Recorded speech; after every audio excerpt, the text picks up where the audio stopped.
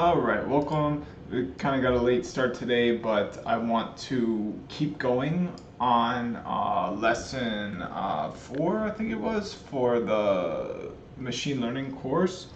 So, last video what did I do? I don't even remember. Oh, yeah. So I answered the questions, I watched the video, but I only got halfway through the questions. So let's finish those questions.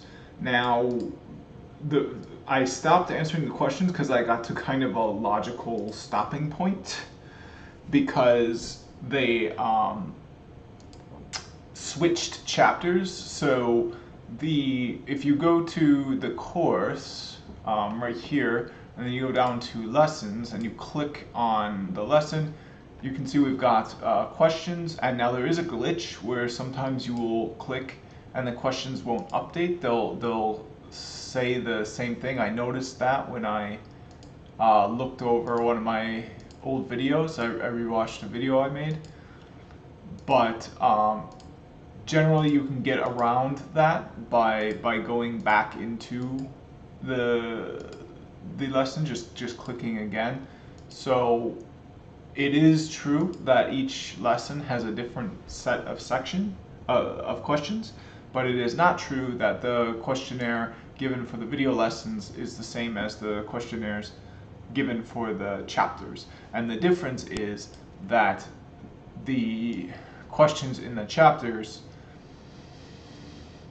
are not, now most of them are the same questions as far as I know, but for instance, the chapter will have questions 1 through 15, and then the next chapter will have the remaining questions. So, but it just took me a while to figure that out, but now that I figured it out, we can get on with it. So the next question is going to be out of chapter 5, so let's pull up my Google Drive and hopefully get this finished in less than an hour. I could probably even do a JNCIS SP video today if I can get that done in less than an hour to answer all the questions.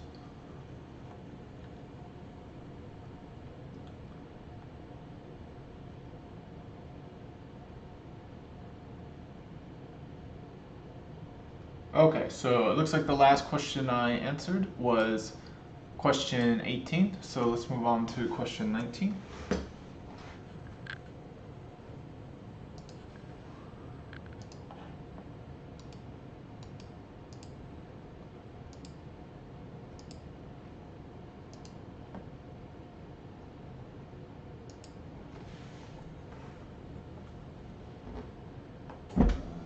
Okay, so we need our images to have the same dimensions so they can collate into tensors to be passed to the GPU. We also want to minimize the number of distinct augmentation computations we perform. The performance requirement suggests that we should, where possible, compose our augmentation transforms into fewer transforms to reduce the number of computations and number of lossy operations, and transform the images into uniform images for more efficient processing on the GPU.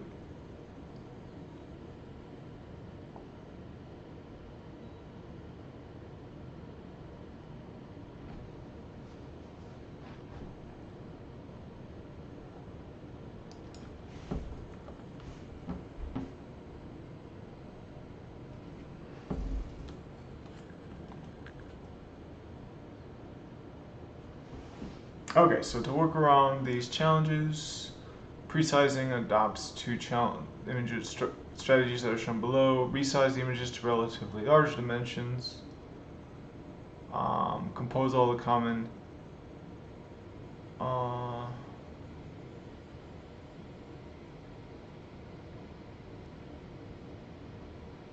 so I feel like I think I'll know the answer to this question if I just read all of this. So I'm going to do that, and then I'm going to come back and hopefully I have the answer. So presizing, we need our images to have the same dimensions so they can collate into tensors to be passed to the GPU. We also want to minimize the number of distinct augmentation computations we perform. The performance requirement suggests that we should, where possible, compose our augmentation transforms into fewer transforms to reduce the number of computations and the number of lossy operations, and transform the images into uniform sizes for more efficient processing on the GPU. The challenge is that if performed after resizing down to the augmented size, various common data augmentation transforms might introduce spurious empty zones, degrade data, or both. For instance, rotating an image by 45 degrees fills corner regions of the new bounds with emptiness, which will not teach the model anything. Many rotation and zooming operations will require interpolating to create pixels. These interpolated pixels are derived from the original image data, but are still of lower quality. To work around these challenges, presizing adopts two strategies that are shown. Number one, resize images to relatively large images, that is, images significantly larger than the target training dimensions. Number two, compose all the common augmentation operations, including a resize to the final target size, into one, and perform the combined operation on the GPU only once at the end of processing, rather than performing the operations individually and interpolating multiple times. The first step, the resize, creates images large enough that they have spare margin to allow further augmentation transforms on their inner regions without creating empty zones. This transformation works by resizing to a square, usually a large crop size, on the training set. The crop area is okay. So the reason you want them is so that they have spare margin to allow further augmentation transforms on their inner regions without creating empty zones. This is the first answer to the question.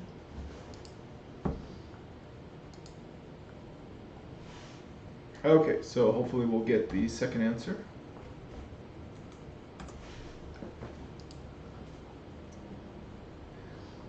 This transformation works by resizing to a square using a large crop size. On the training set, the crop area is chosen randomly, and the size of the crop is selected to cover the entire width or height of the image, whichever is smaller. In the second step, the GPU is used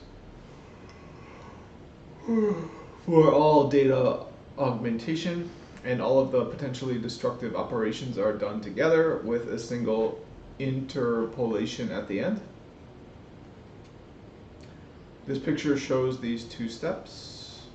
Number one, crop full width or height. This is in an items underscore TFMS, stands for transforms. So it's applied to each individual image before it is copied to the GPU. It's used to ensure all images are the same size. On the training set, the crop area is chosen randomly. On the validation set, the center square of the image is always chosen.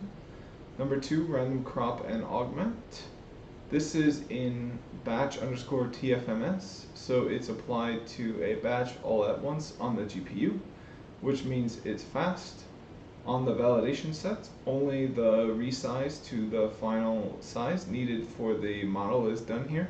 On the training set, the random crop and any other augmentations are done first. To implement this process in fast AI, you use resize as an item transform with a large size, and random resized crop as a batch transform with a smaller size. Random resized crop will be added for you if you include the min underscore scale parameter in your aug underscore transforms function, as was done in the data block call in the previous section. Alternatively, you can use pad or squish instead of crop, the default, for the initial resize. You can see that the image on the right is less well defined and has reflection padding artifacts in the bottom left corner. Oh, on the right. Also the grass, yet the top left has disappeared entirely. We find that in practice, using pre-sizing significantly improves the accuracy of models and often results in speed-ups too. The Fast AI library also provides simple ways to check your data looks right before training a model, which is an extremely important step. We'll look at those next. Okay, so unfortunately the second, I didn't quite get a good answer to the second one. I think the, I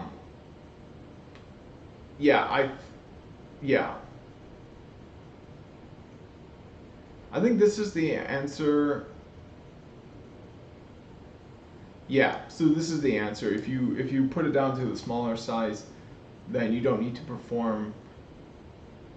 Oh yeah, you don't want the GPU to resize the image. You wanna resize it beforehand on the CPU and then pass those resized images over to the GPU, because otherwise you're just adding extra work to the GPU, which already has a ton of work already. So and the GPU just resizing an image down to a smaller size doesn't have any advantage doing that over a CPU.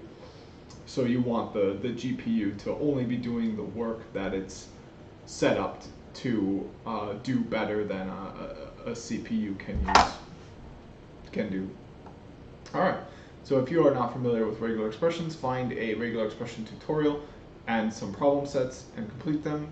Have a look on this book's website for suggestions. Okay, so I'm gonna let's do 5 regexes. There's a regex golf, I think, can be fun. So like, yeah, here's the first regex golf. Now let's remember here, the point of code in general is not necessarily to write as less of it as you possibly can. The point of code is to accomplish your goal. So the idea, so we're not going to be too concerned about how efficient my regex is. We just want to make sure to satisfy the criteria here. And yeah, so let's try to get 5 of these and then move on. So we're going to match all of those and none of those. So I noticed that here we've got FOO is a common thing that belongs to all of these, and I don't see FOO anywhere in any of these. So let's just do this. We're going to do 0 more matches of any character, and then FOO, and then 0 more matches of any character again. So okay, so we got it. So let's move on to the next question, if possible. It doesn't look like it's possible to do that, actually. Yeah, there's no possible way to move on to the next question.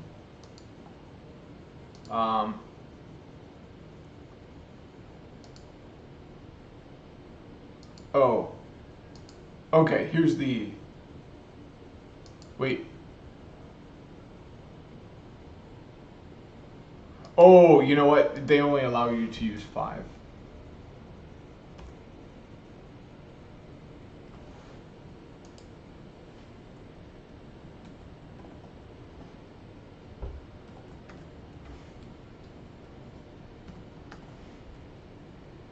Oh, we're on to the next one. Okay, let's try ick.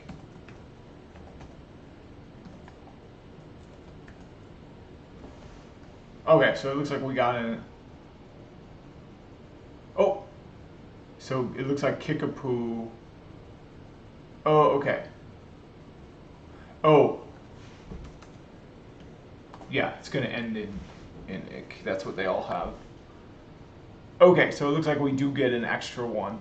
every time we solve one, it pops up here. So we'll have something popping up after backrefs, but we'll stop at backrefs because we're just going to do 5.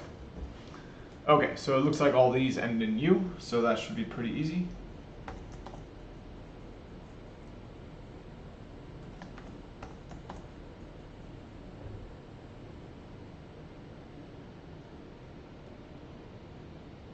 Wait.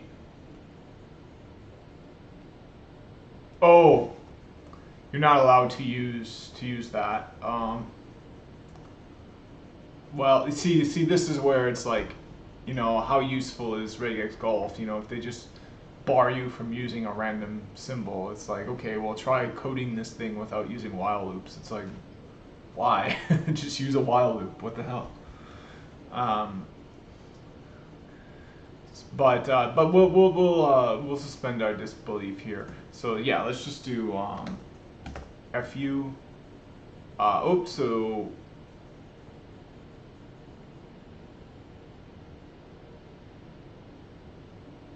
okay, and then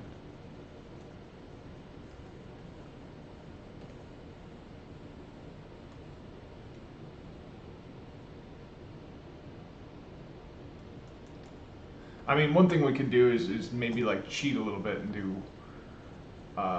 0 or 2, 3 fu. So any character, yeah,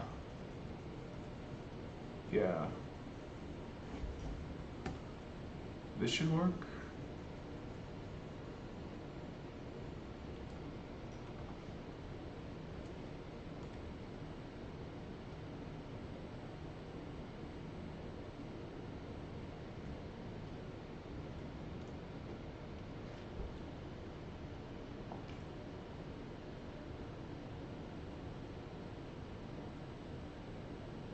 Yeah, I mean, I really don't see what the point of this exercise is if you're not allowed to use the $sign, because, you know, you're going to be allowed to use the $sign whenever you use regexes, so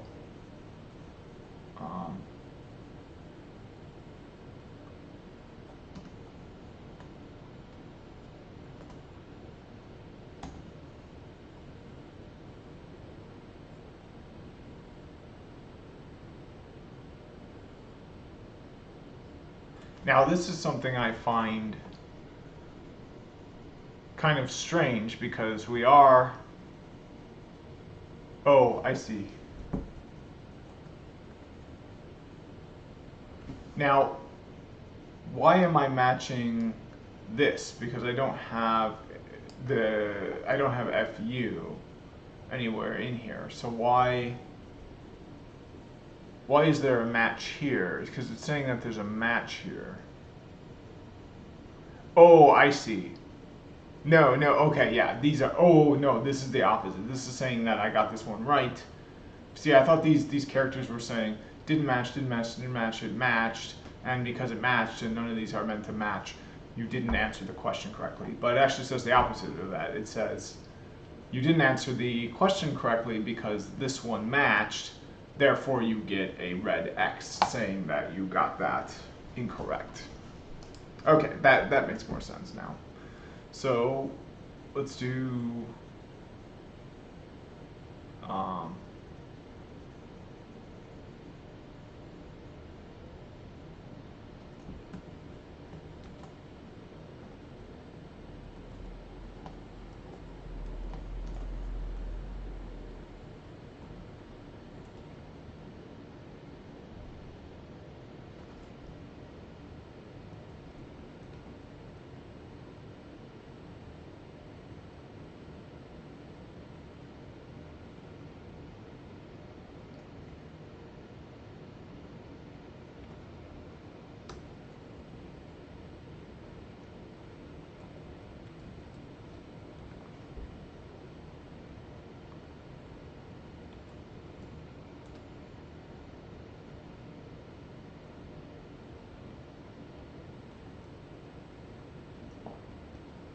yeah, I really failed to see what the purpose of this exercise is.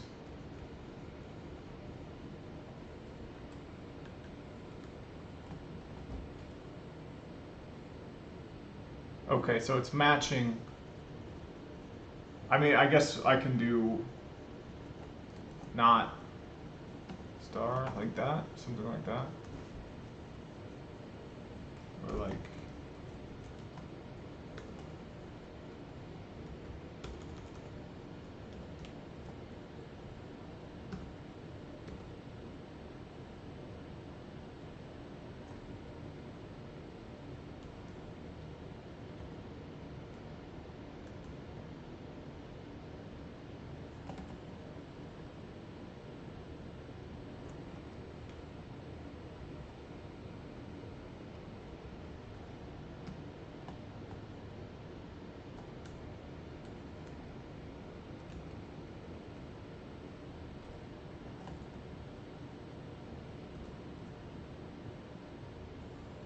yeah, this is dumb. Like, if they're just not going to allow random characters, you know, it's like write a sentence without the letter E in it. It's like, why? Like, is there somebody who can't hear E's? Like, that's ridiculous. No, I'm not going to do that.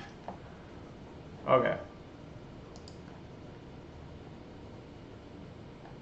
I mean, if you're demonstrating the idea that, or the fact that E is the most commonly used letter, then yeah, that's a good exercise. But here we're just learning how to use regexes, so it really doesn't seem like a relevant exercise to just forbid you from using random characters. I mean, the goal is to.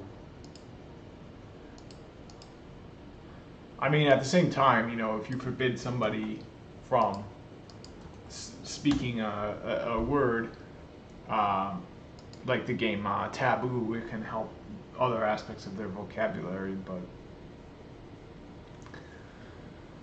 So I kind of want to get this right. Um,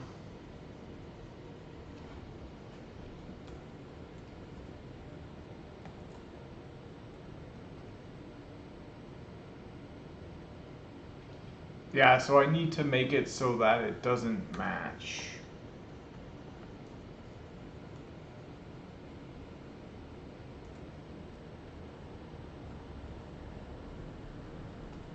Okay, so we're going to have a U. Okay, and then we're going to have any character 0 times.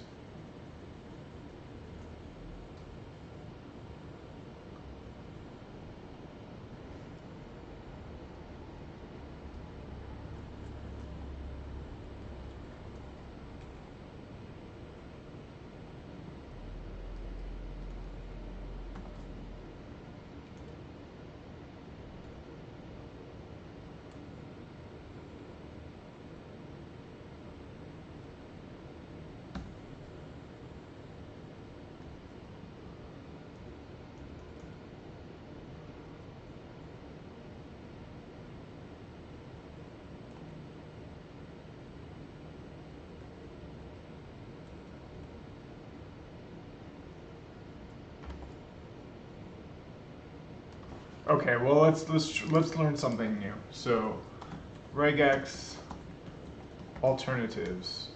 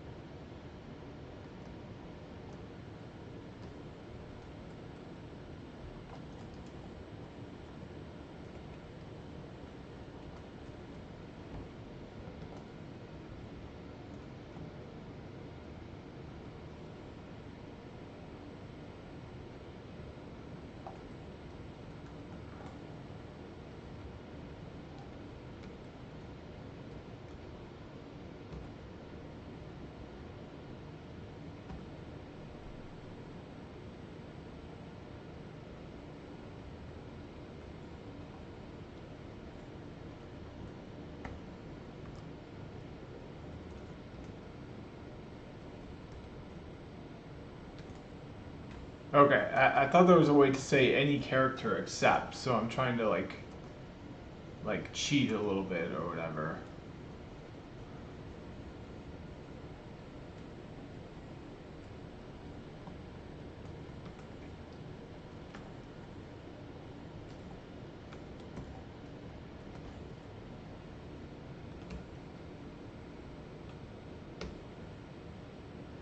Okay, so yeah, because I want to say look for F, U, and then look for any character except for T, S, or N.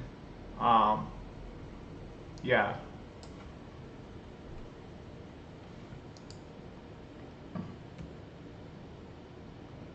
But I don't know how to do that. So, yeah, you know what? I don't know how valuable this is going to be.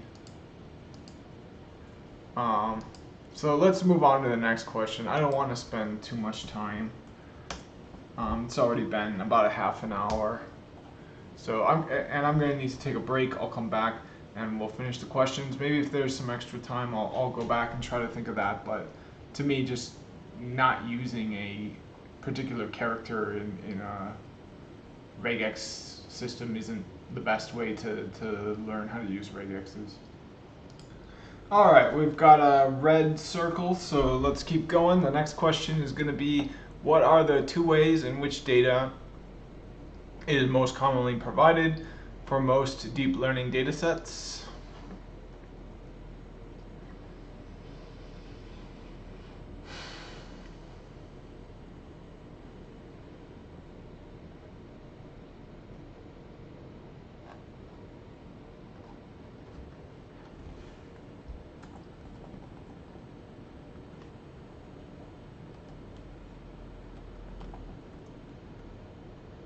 Okay, so data is usually provided in one of these two ways.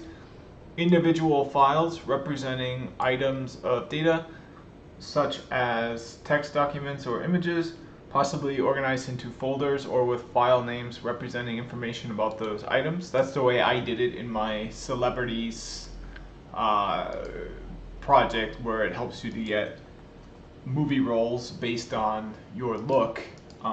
You want to play a gangster? Well, this thing will tell you if you're likely to get the part. It tells you whether you're hot or not, but that's not that's not I think the most charitable way to say what it actually does. There are people who don't want to be told that they're ugly. So to those people, I say, um, use your unique look uh, for other kinds of movie roles. So, and this tool I made will help you find a a part in a Hollywood film. Yeah. So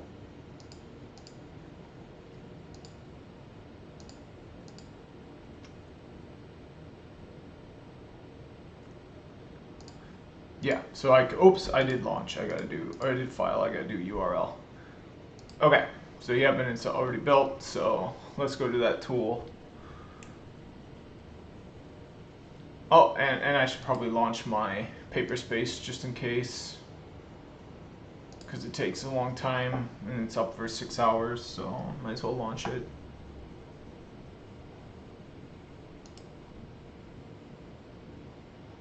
How do I? Maybe I can just click the green circle. No.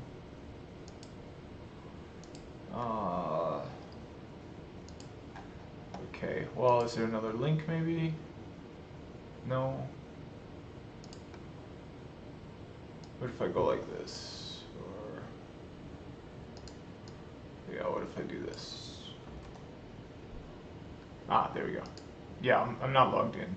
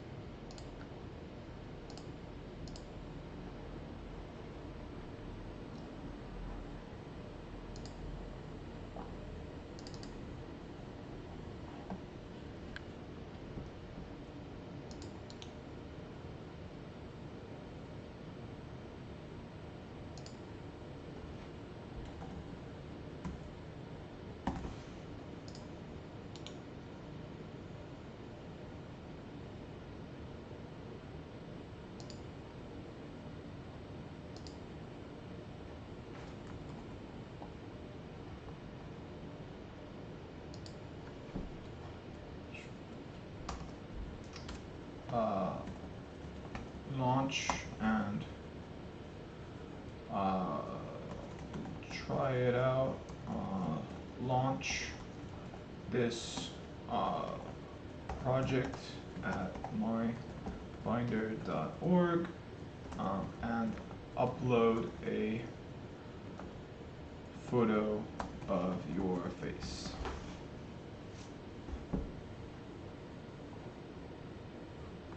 Okay.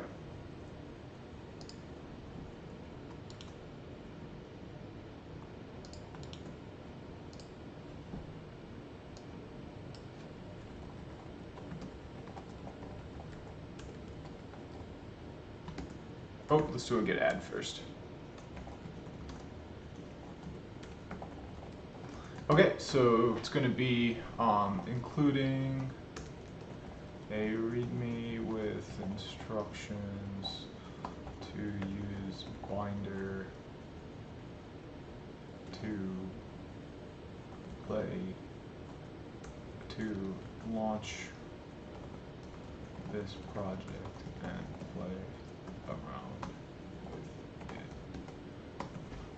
it. So including a README with instructions so that anybody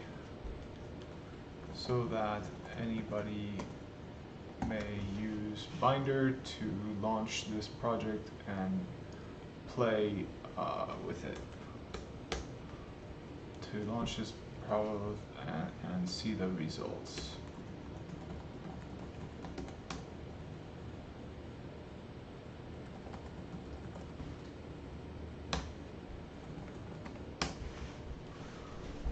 Okay, so hopefully that README made it up there. We'll check, make sure that it's in the correct format so that the picture shows up.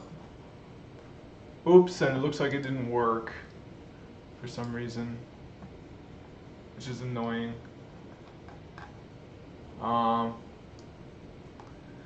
Okay, so it looks like the README didn't work.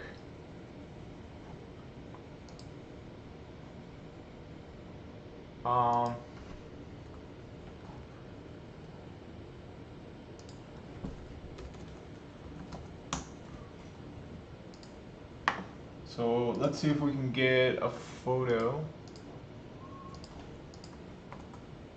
Okay. Ah, there we go. Oh.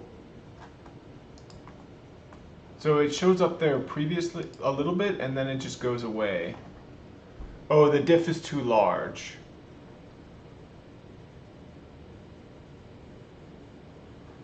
Let's do a cancel.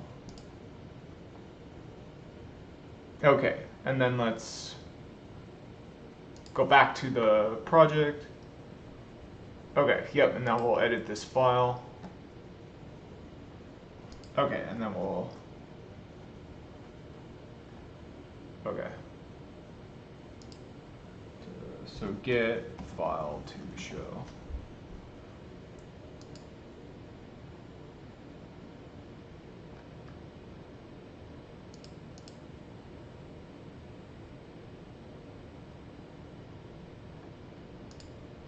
Okay, so I don't know why. First of all, I don't know why it didn't launch it. Oh, no, I do know why I didn't launch it. So I can't even upload that anyway because I put it out of order. Yeah.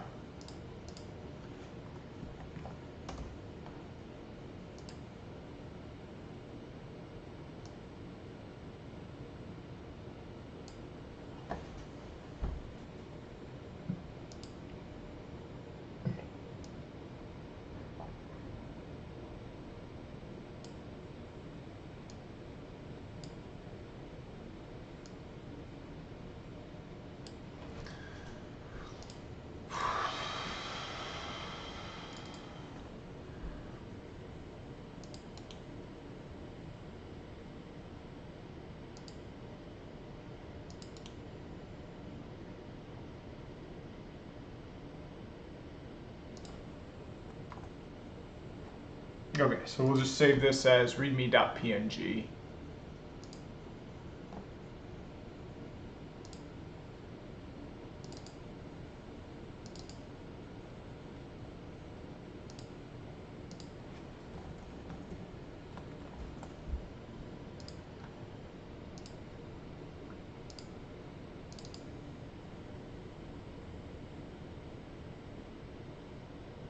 Okay, and it looks like the image is not displaying.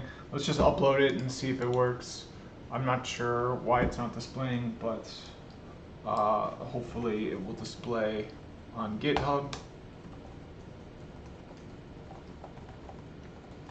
I'm trying to get a picture to show up in the git push.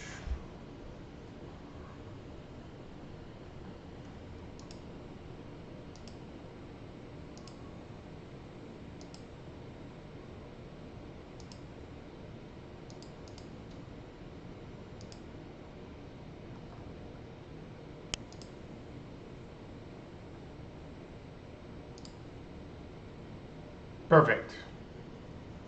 Okay, so yeah, this gives you um, the ability to use it.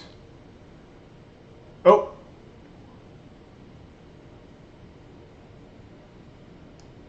so it looks like there's an issue with voila.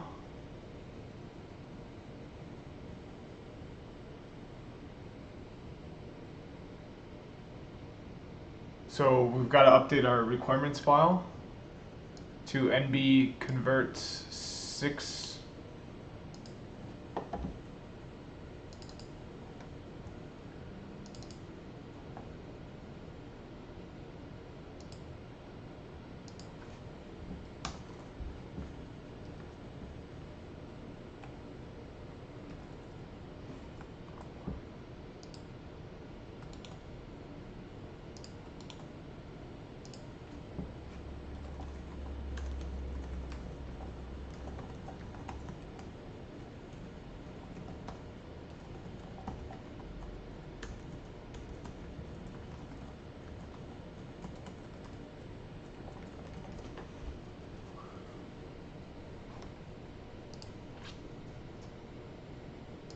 Okay, but hopefully it still works. I'm not even sure if voila is needed. I know I don't import it or anything like that, or even run it in my notebook, but I just want to make sure that this still works.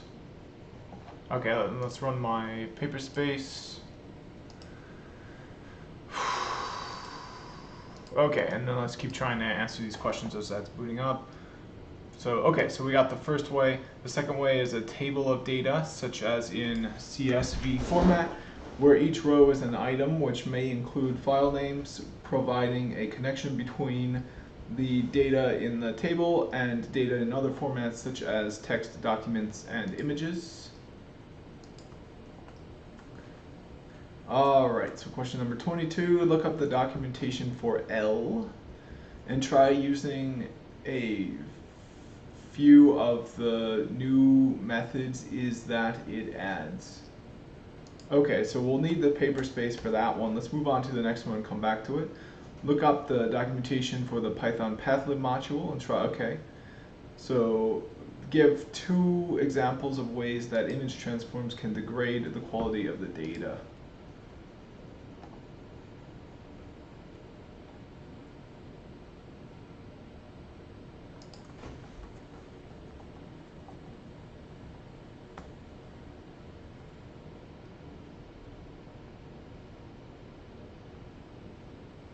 So one example is that it can, yeah, it can put blank space in the corners. Can add blank space to the corners. Okay, and then another example.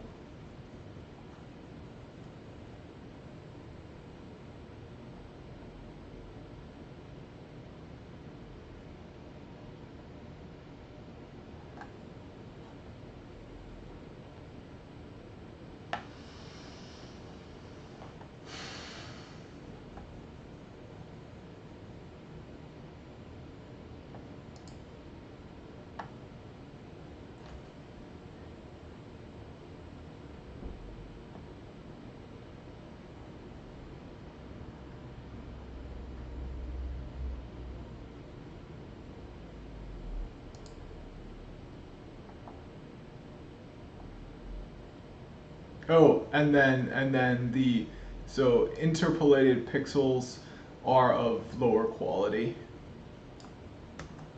That's the other one.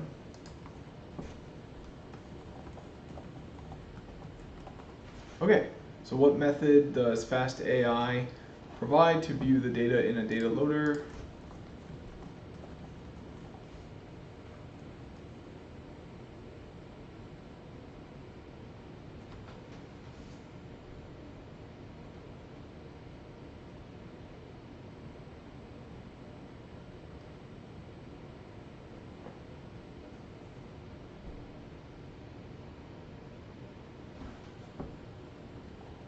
So I think it's the one batch method. Yep.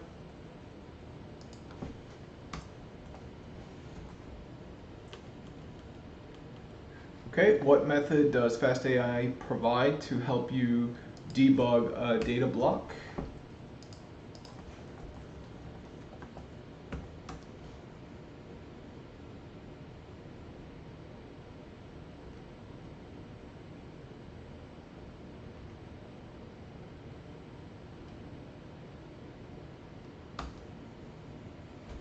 Okay, so checking and debugging a data block, we can never just assume that our code is working perfectly.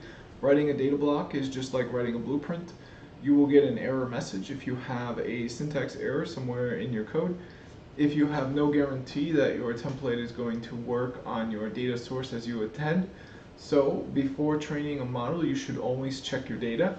You can do this using the show batch method.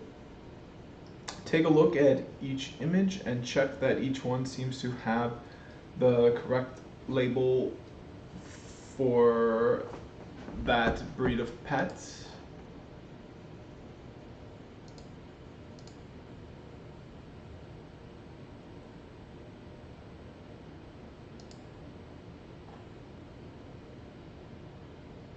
I think it's show batch is what it has. Yeah. Okay, that's the answer to that. Take a look at each image and check that each one seems to have the correct label for that breed of pet. Often data scientists work with data which they are not as familiar as domain experts may be. For instance, I actually don't know what a lot of these pet breeds are. Since I'm not an expert on pet breeds, I would use Google Images at this point to search for a few of these breeds and make sure the images look similar to what I see in this output.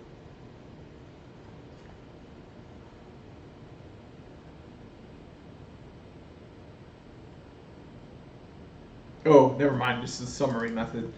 So if you made a mistake while building your data block, it is very likely you won't see it before this step. To debug this, we encourage you to use the summary method.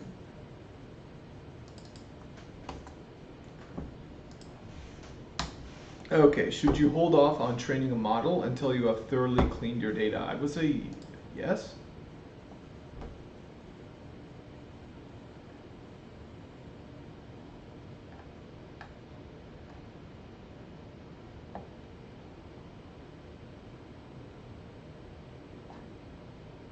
Oh, wait, no. The answer is no. Once you think your data looks right, we generally recommend the next step should be using to train a simple model. We often see people put off training of an actual model for far too long. As a result, they don't actually find out what their baseline results look like. Perhaps your problem doesn't need lots of fancy domain-specific engineering, or perhaps our data doesn't seem to fit the model at all. These are things that you want to know as soon as possible. For this initial test, we'll use the same simple model that we used. So the answer to that is no.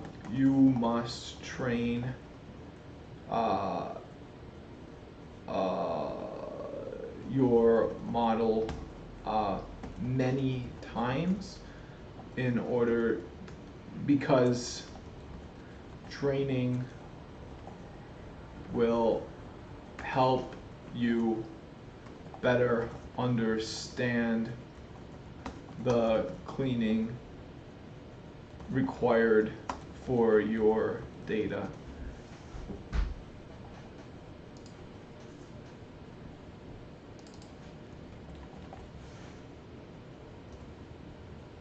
Oh, it automatically corrected it to clearing.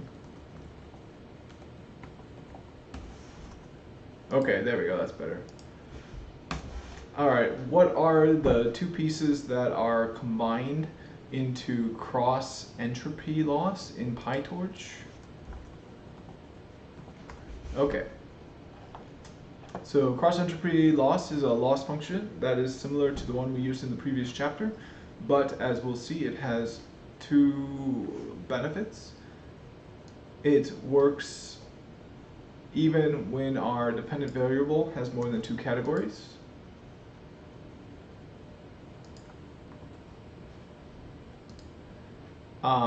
It results in faster and more reliable training. So those aren't the two pieces.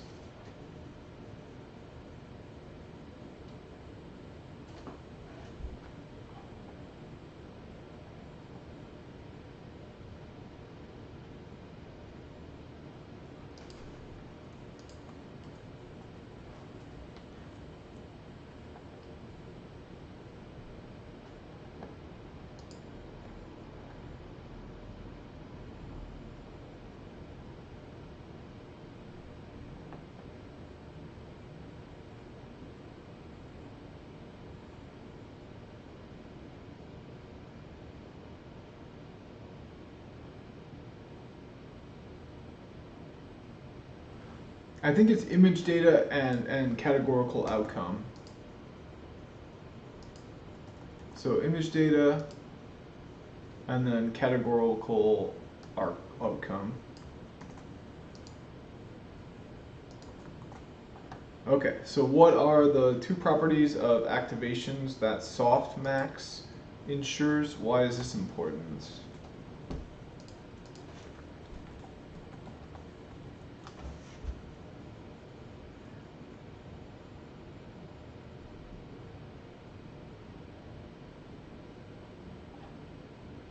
Okay, so now think about what happens if we want to have more categories in our target, such as 37 pet breeds. This means that we'll need more activations than just a single column. We'll need an activation per category. Okay, now why didn't this work? This is bothering me because I've gotten it to work before. Oh, you know what? I don't think I need, yeah. Okay, well that sucks because now I need to update my photo.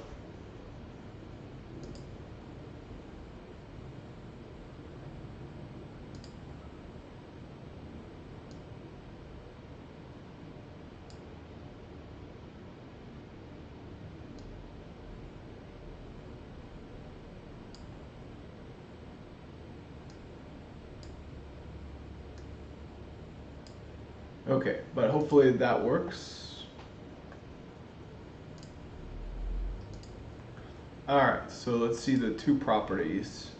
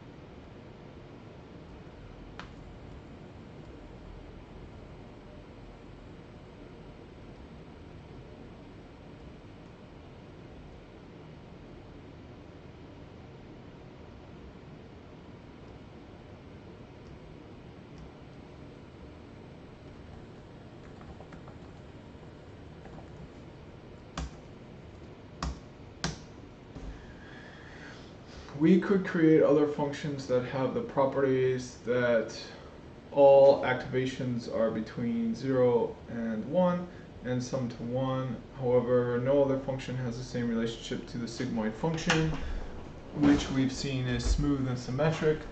Also, we'll see shortly that the softmax function works well hand in hand with the loss function we will look at in the next section.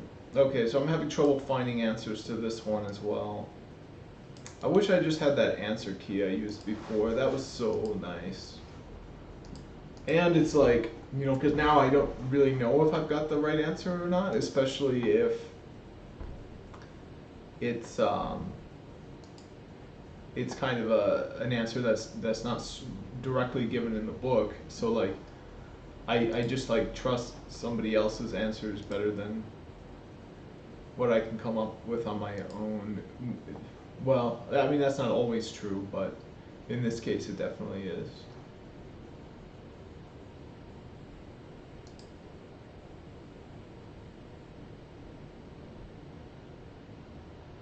Oh.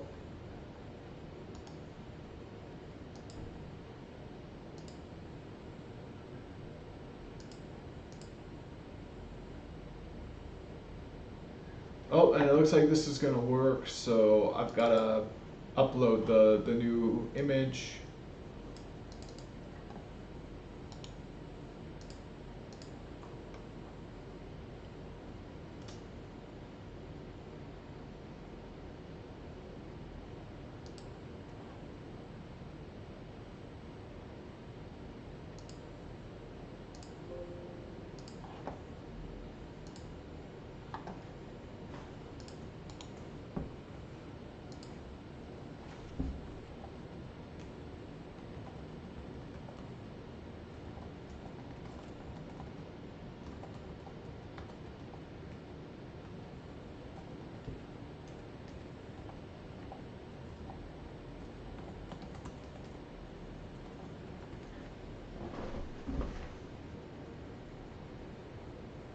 Okay, and I'm kind of waiting to update my Git repo because yeah, there we go. So successfully pushed, launching. So once it's launched, I'll update it, but I'm just kind of worried that updating my Git repo right now is going to interrupt this process.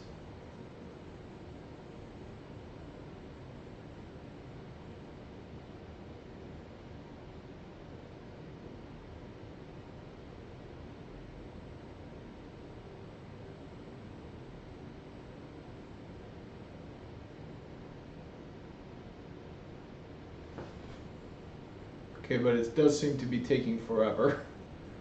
Like, come on, hurry up. It could be because it's timing out. That might be why it's taking so long. That would be frustrating. My God.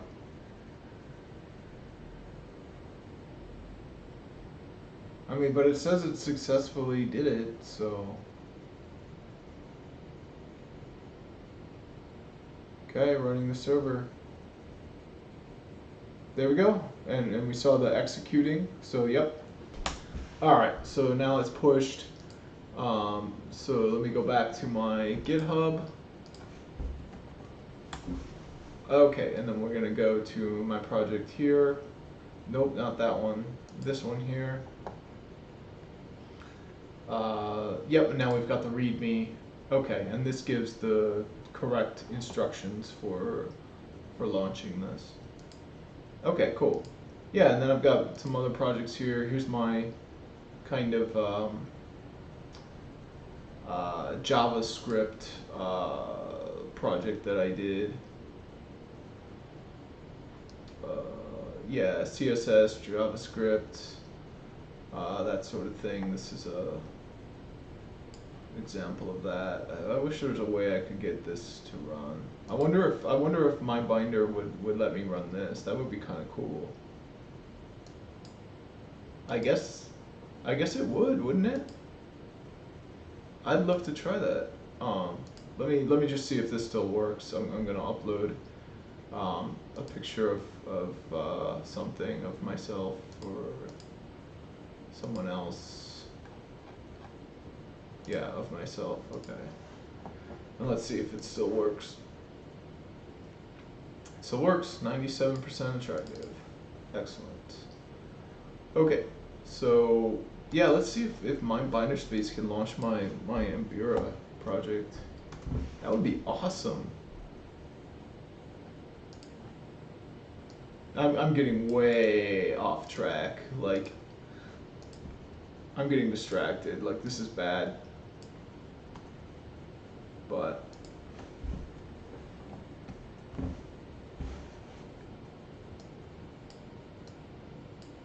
or you know what? We could just launch it as a file too.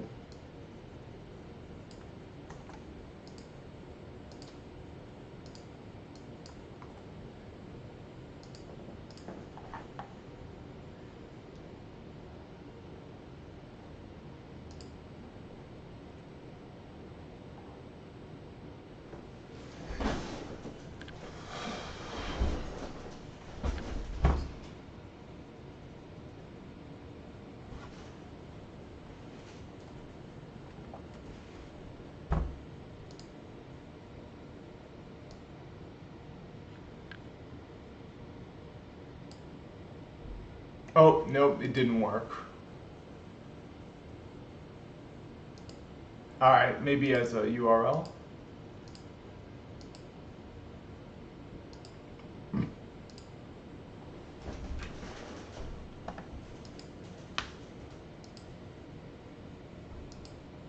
Nope. Oh, it's not a Jupyter notebook, that's why. What about voila? Render?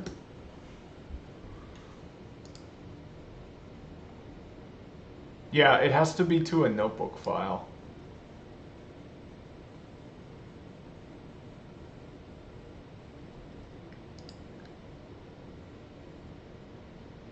Yeah, that's not gonna work. Okay.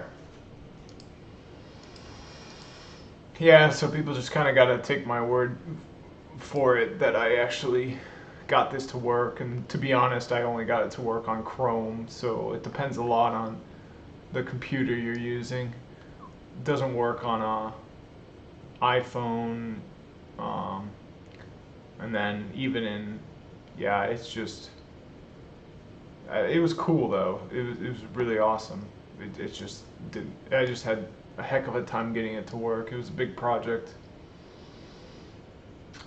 Um, but yeah, it was good stuff. Yeah, I wish I could find a way to get it to work. Um,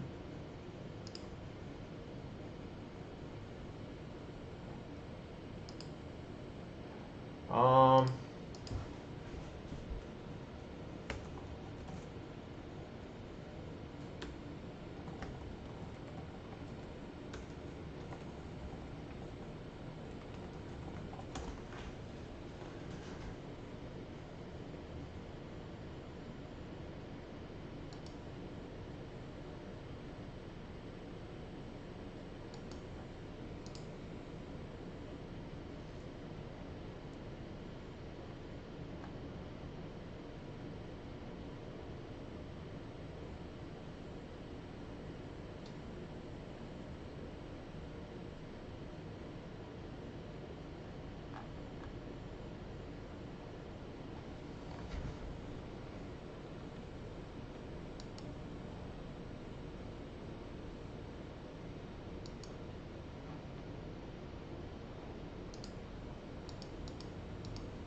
yeah, because I want to be able to like actually use the simulator instead of just showing the project.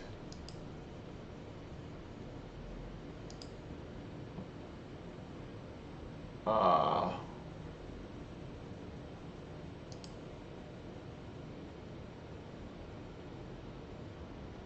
oh, no, I didn't want to do that.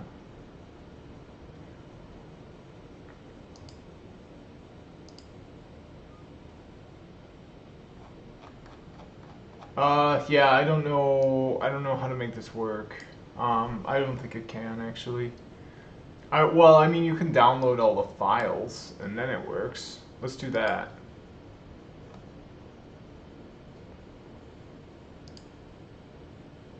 Okay, yeah, let's just download all the files.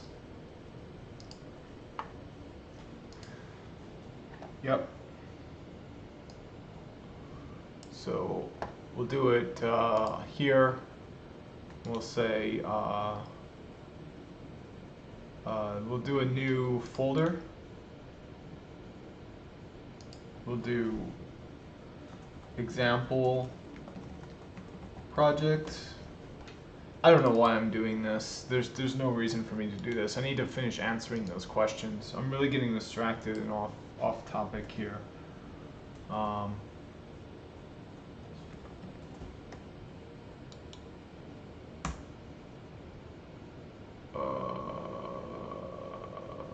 Oh, clone.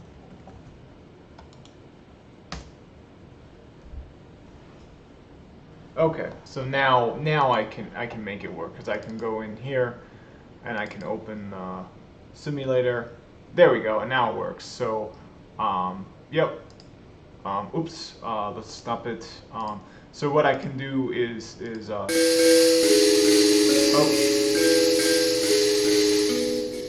Yeah, so it's remember the Google Doodle they had of this instrument? I actually have been playing this instrument since I was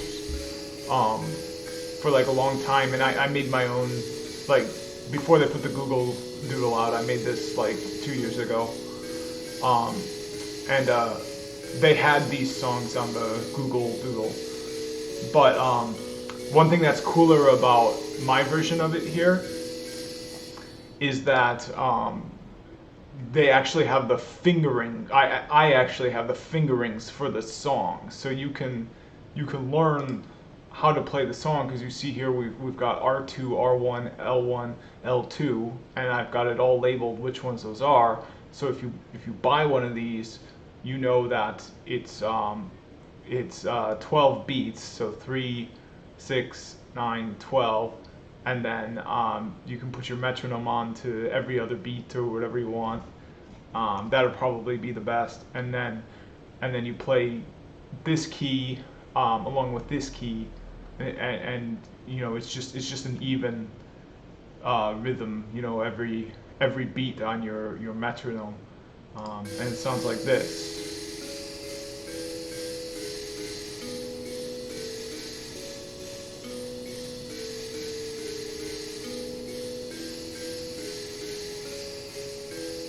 Yep, and then I've got another song on here.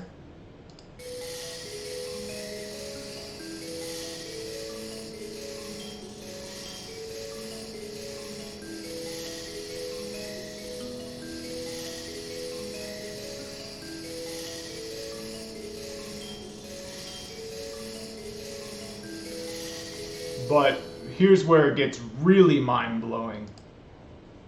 Every single one of these boxes is selectable, and you can choose the key you want to be played at this time. You'll notice R1, we've only got 3 keys there, so we've only got a choice of the 3 keys, but everything else we've got a choice between the 7 keys.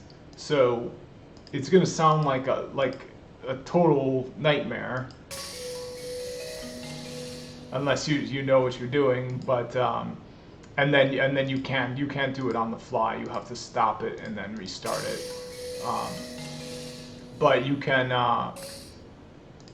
come up with your own variations, and you can take a screenshot of the notation for it and share it with people. So yeah, so I can decide.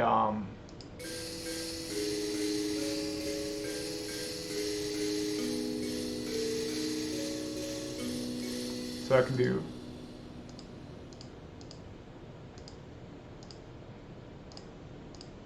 I think this is right. It might be the fourth one.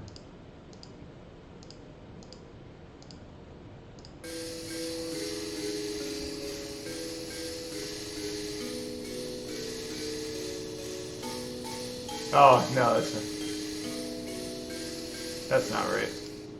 But yeah, you can see how you know just why there's so much code and why it took me too long, because it's really feature rich. It really and I recorded all of the notes, of course. The problem is when you play the instrument,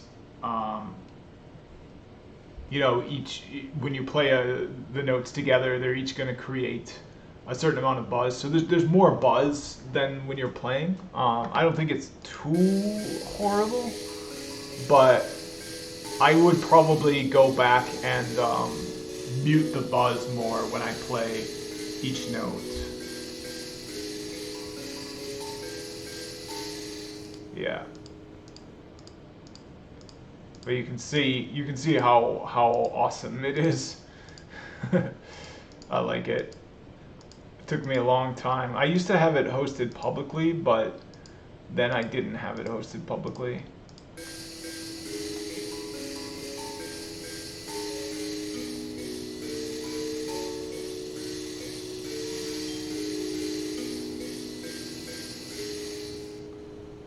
Yeah, and you can clear and reset it. I used to have more songs too, because I knew a lot more songs, so I had them in the works, but I haven't added them up yet.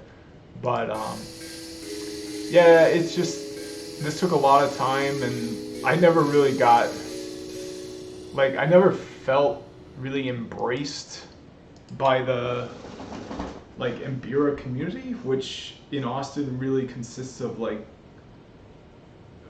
I mean, well, that's not true. I did feel, in a sense embraced, but I think a more true statement, and especially one that's more charitable, and I think it's important to be charitable with your language and just in general.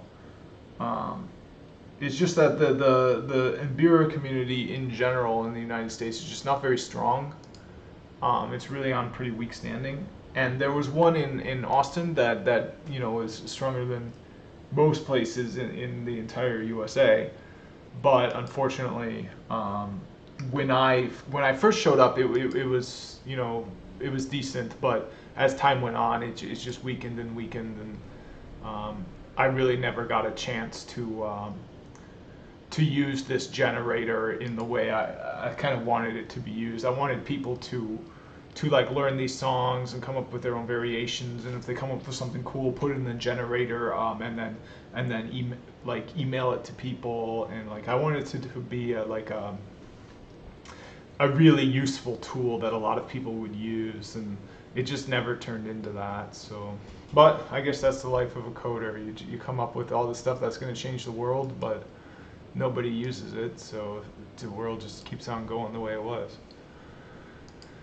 All right, so we've only got a few more questions left. We can go back to these questions here. Look up the documentation for L and try a few of the new methods that it adds.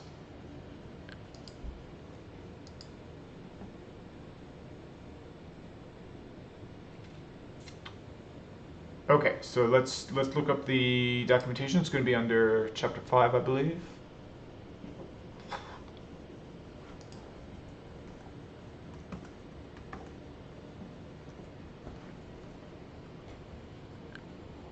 Okay, I don't see L. I don't know what they're talking about. Maybe it's chapter 4? Let's see if L shows up for chapter 4.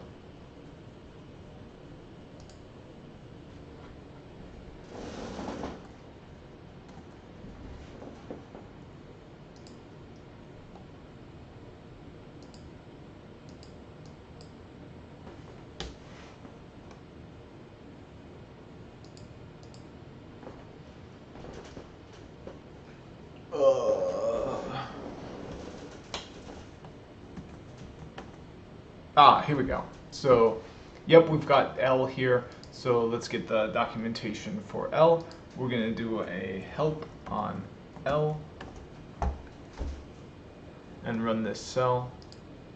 Oops, so L is not defined because we didn't. Let's do a kernel. We'll do restart and run all. Yep, restart and run all cells. Okay, so it might take a little bit of time. But we should get our help for L showing up soon? Yeah, here it is. So this cell hasn't run yet though.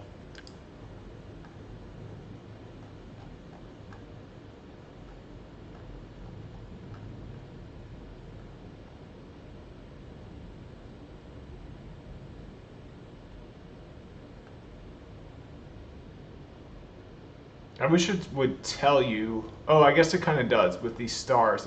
Yeah. So anything that's a star means that it's waiting.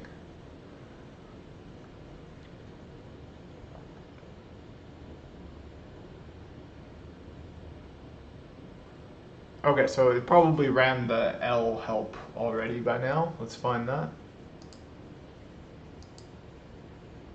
Ah, here it is. So yep.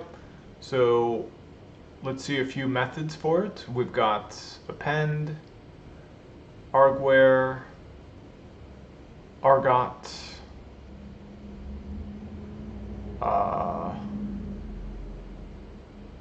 clear, concat, copy,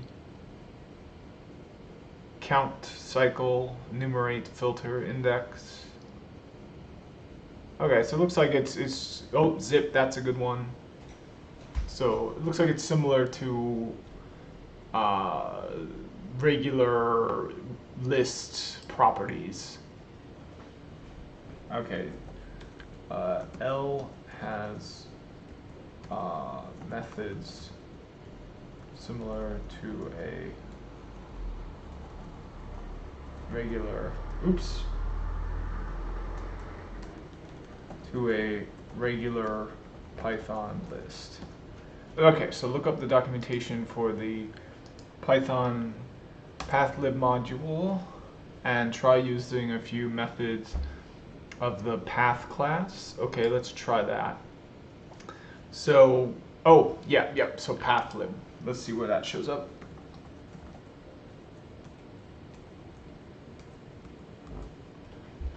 Okay, I don't see it there. Let's look in the, yeah, we'll leave that, and then maybe it's in 5.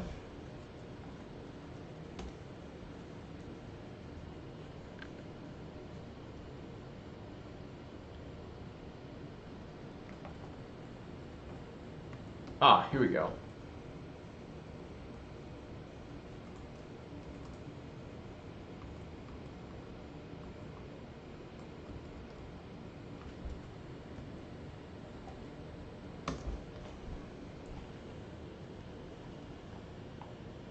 So I don't know what they mean when they say pathlib.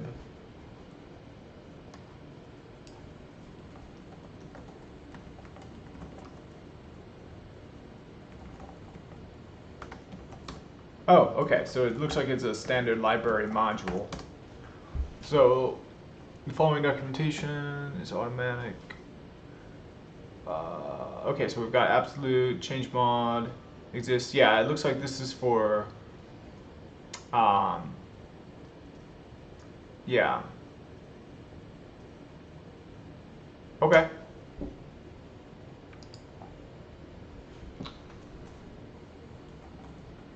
So I'm going to call that done.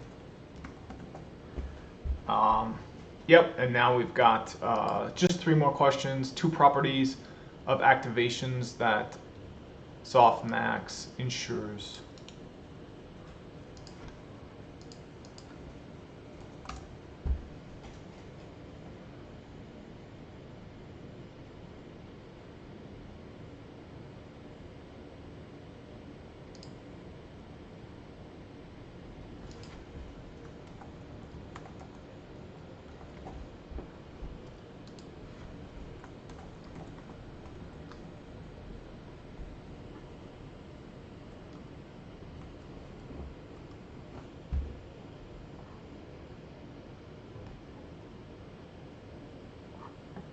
Okay, so it looks like 1 is going to be SMAX,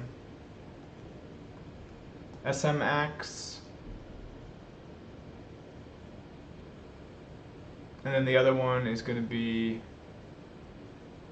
NLL loss. Let's do this. So ask the class. So anything I'm not sure of, we'll do ask the class.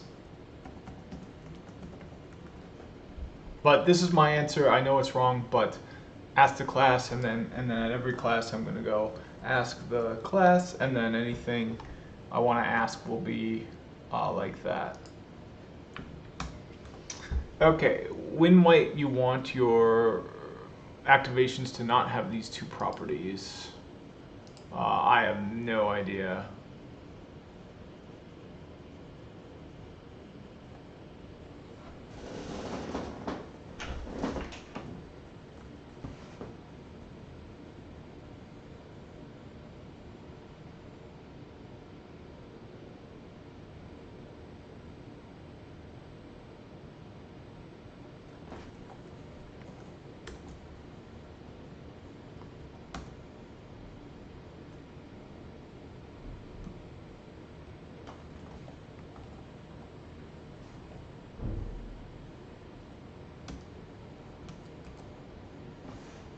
Okay, this, you know what, I'm just going to do an ask the class on this. And I'll just say don't know. Okay, calculate the EXP and soft mask columns of the bear soft mask yourself. Oh, I'm going to do an ask the class on this one too.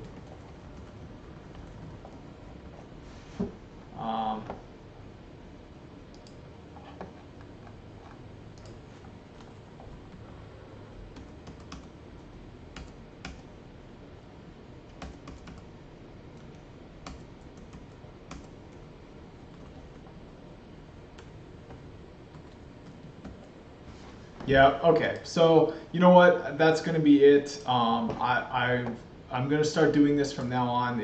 You know, sometimes we're not even, I think last time we found out with 10 minutes to spare, to left on the clock, that we kind of ran out of talking points.